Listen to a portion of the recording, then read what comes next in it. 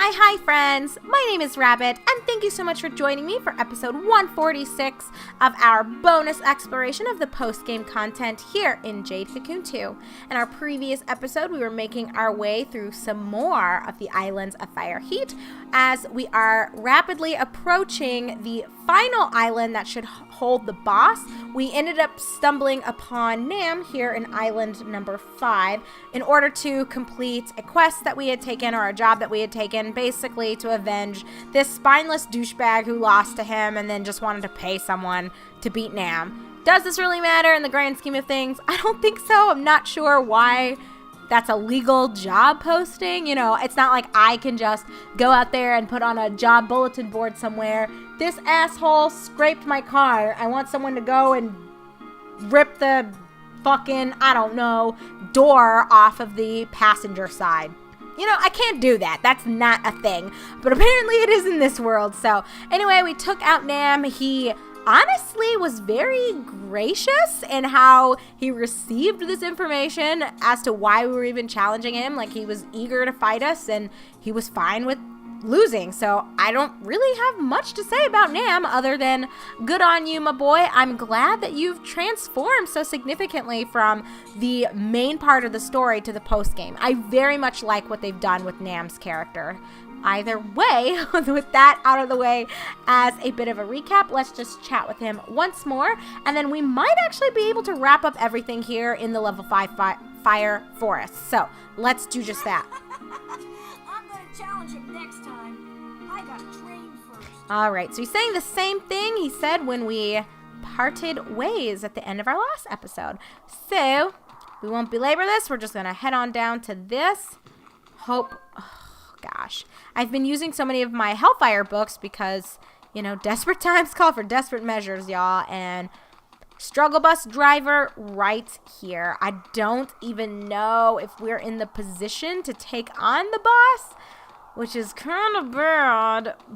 But at the same time, I'm sure it'll be fine. Have we had a game over? I don't think we have in the...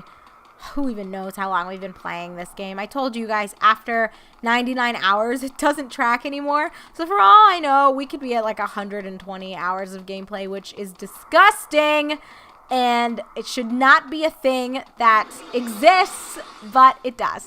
So I guess as for a more personal recap, in our last episode, I was sharing with you guys sort of the details behind a weird relationship I had with someone in my undergrad. Basically, the long story short of it is she had a very traumatic upbringing and I had a somewhat bad upbringing, so we kind of bonded over our pain. And I think we, from that pain, ended up forming an unhealthy codependence. So she kind of relied on me to be her only friend and to help pay for things for her because I was so giving and I was so willing to do whatever she needed or asked of me. It might not have even been a need. And then in turn, what I kind of received from her was just, I guess, her validation. And it was just a female-female friendship that I had desperately wanted because I think she understood a lot of my pain in a way that my other friends who hadn't grown up in a similar way that I had, they just couldn't grasp.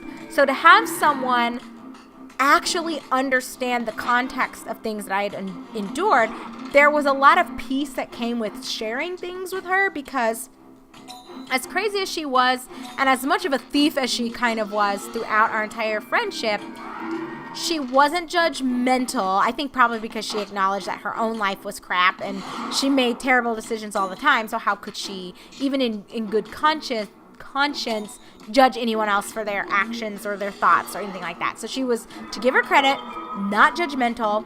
She would hear out what you had to say. So if I was talking to her about something that was bothering me, she would genuinely listen and ask clarifying questions and help me reflect on situations and how I should process it. Her advice wasn't always the best, nor was it helpful.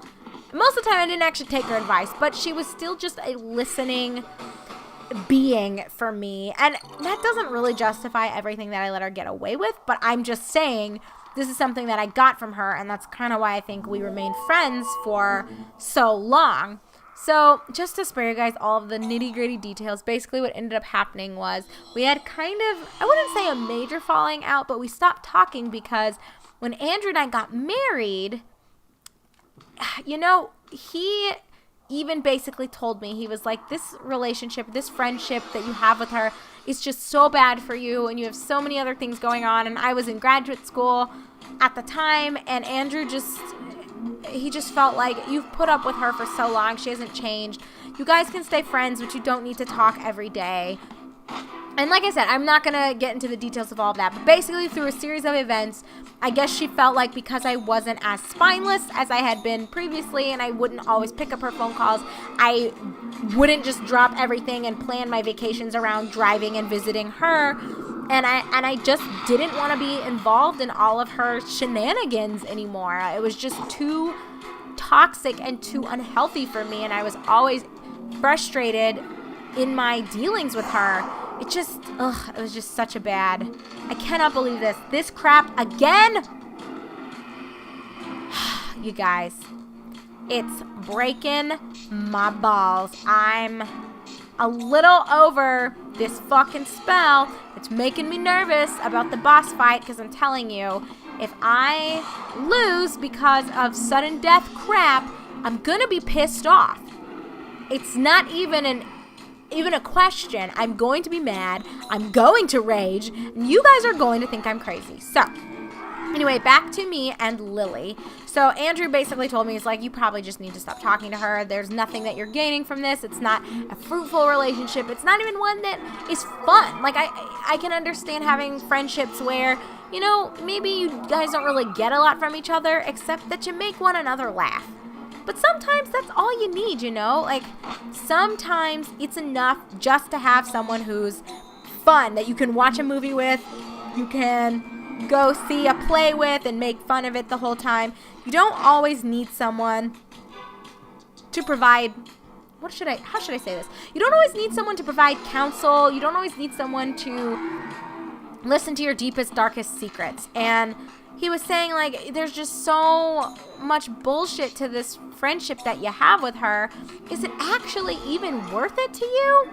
And I just had to ask myself the same question and think about it. And it just reached a point where the sacrifices that I was consistently making, and there were so many, you guys, I was constantly making sacrifices for her, but all the sacrifices I made, they were just no longer worth it. So I drew a line in the sand. She didn't like the line, so we stopped talking for a few years.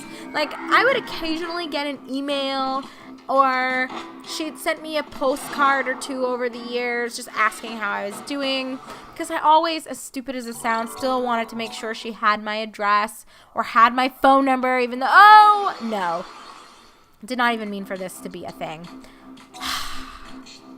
Wow, that blows a little bit. Not really how I wanted to start this out, but if I can get them both asleep. Oh God. Okay. Let's see what we can make happen here. Oh my gosh, you guys. I'm so done with the sudden death. Just let me be. We do like no damage right now either. Okay. It's okay. Don't die, anyone! Okay. It is okay. I need to just take a deep breath. I just want to replenish my fucking mana. Thank you. Can we just kill some... Oh, no. Oh, no. Oh, no. Please, no. Okay. We're good. I just want to put it to sleep. Just want to put it to sleep. And then I want to bring... back my corner here. Oh my gosh. Stop attacking it. Guys, we're going to have to risk it for the biscuit. So yes, anyway, didn't really talk to Lily for years and years and years, outside of maybe once every 8 or 9 months, getting an email from her saying, hey, I'm moving to this random state. Hopefully I can find a job here, or things will be a little bit better. Just wanted to let you know this is where I'll be. This is my new address. And God damn it! Stop fucking with my peace. Maybe it's just not to be.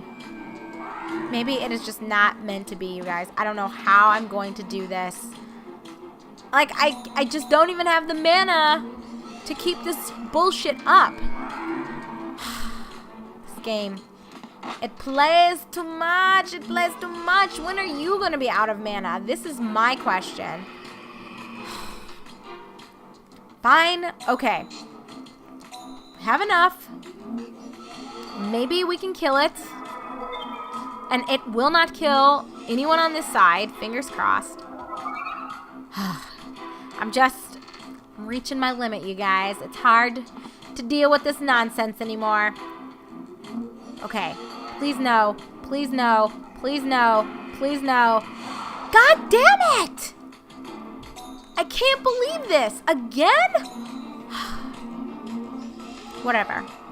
Who cares? It's fine. Prissy Pants will be okay. Not the end of the world. I just need to internalize this message. I say it out loud, but I'm pissed off on the inside.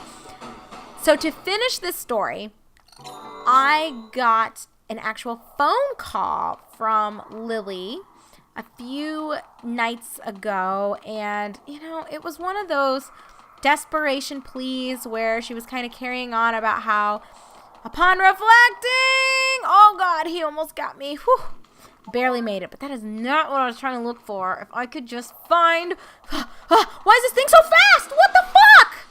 Like, what the fuck? He hunted me down in cold blood. Did you guys see this? I don't even know what to say. I don't have the items to entertain their nonsense, you guys. I just don't have it right now. Oh, this game. I'm probably going to have to go back and then run back through all this crap because I don't know what else I can do. I have no mana. I'm struggling just to keep my HP up because they're spamming garbage left and right. I'm barely reviving people before they get killed again. What am I supposed to do? And yeah, okay, we can blame it on me. I should have brought a couple mugworts. Should have brought some shit. My bad. I might have been a little underprepared. However, I feel like I did what I could. Oh God, we didn't put any of them to sleep. This is going to suck. I'm going to lose everyone on this side, and I don't know what I'm going to do about it. Oh, we lived. Imagine that. Can you please just physically attack me? Guys, why? Oh, we made it. Okay. I think I'm just going to try to kill one of them, if not both of them. I want to try to get Prissy Pants back, but I don't know if it's worth the anxiety and the stress. Oh, let's see. Oh, he's still alive. Okay. Fingers crossed. No, no, no, no, no, no, no, no, no! Perfect. So, Lily ended up contacting me a few nights ago and basically was just saying that she has been reflecting and this has been a year that's been harder for her than a lot of other ones, and she just wanted me to know that she really loved me and she appreciated everything that I did for her over the years, and she realizes that she never treated me as well as I treated her. It was a weird, so she called me, I didn't pick up.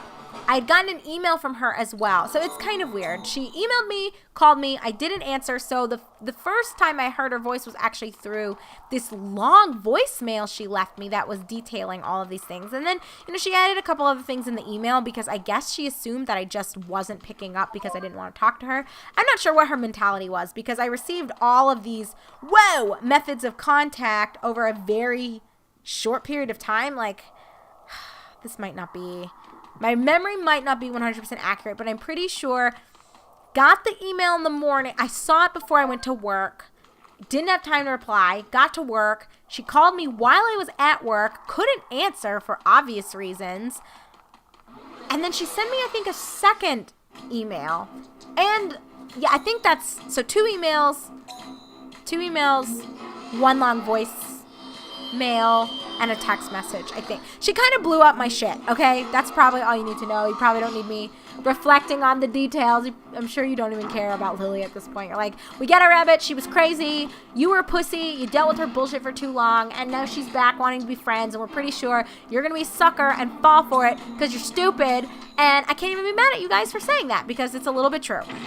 So the point of telling you, she blew up all of my shit because I didn't have a chance to respond to her, but she spoke what I'm hoping was sincerely about how she recognized everything that I had done for her throughout our friendship for many, many years. And even when I was kind of drawing that line and I wasn't entertaining her bullshit as frequently as she wanted, and we had dropped down to only really interacting once a year, sometimes twice a year, I still was dumb and I had sent her money over the years. And even now, like, she is wanting a couple hundred and I'm thinking about sending it to her. Not that I even really have that much extra myself, since I'm trying to navigate everything with my dad's estate and I'm paying for all that out of pocket. You know, Andrew makes just enough to cover his school expenses, so I'm the one who's basically the sole provider here, and I just don't have it, but I know she is less, and so a part of me feels like, God, I have to send her, even if it's just $50. I need to send her whatever's left over when we do our big monthly budgeting. But Andrew's kind of thinking, actually, no, you don't owe her anything. Just listening to her talk about her problems is enough, and you don't even really need to be doing that more than every couple of months. Like, it's just such a slippery slope for you two. Don't understand why you're so dependent on one another for everything.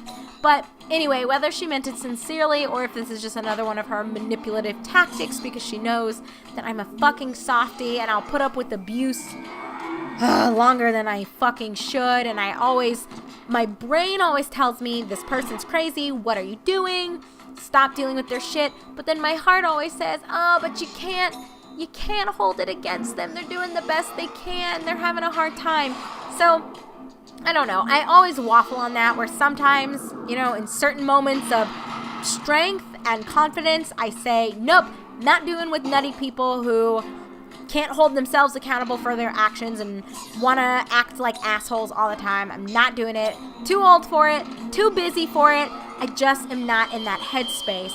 But then, you know, with certain friends, and I say that in air quotes, like Lily, there's just such a weak part of me that keeps wanting to give them the benefit of doubt and keeps wanting to root for them and keeps saying, no, maybe this time's different. Maybe she's really changed. Like, listen to what she said. She has to mean it. She really loves me. But I know I sound insane. Even just sharing all of this out loud, I know that I sound like a basket case in that this relationship's bad. And we're probably never going to make it work. And I don't know why I can't just let it go, because I don't even get anything from it. That's the thing that's weird. I don't even get anything from our friendship. So why do I need it so badly? I mean, is it still an emptiness in me from not having a mother? Is there more of an emptiness now because my dad is gone too? And I feel like I just want someone. You know, I have Andrew, so, you know, I'm not saying that I have no one who loves me, but I want someone that I can share things with and they'll understand contextually. Is he going to turn around so I can get him? No. So I can get him from behind. No! Behind. Perfect. That could have backfired and he could have turned around and then fucked my shit up and that would have been bad. But it's all good. It is all good.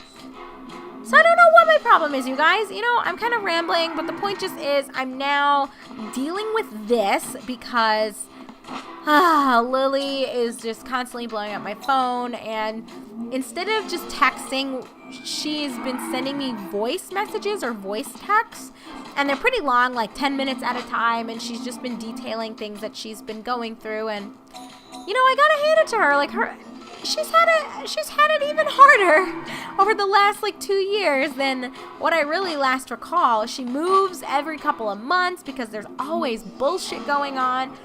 You know, I get it. Her life really sucks, you guys. And I feel bad about it because I know that she doesn't necessarily want it to be this way. It just kind of is this way.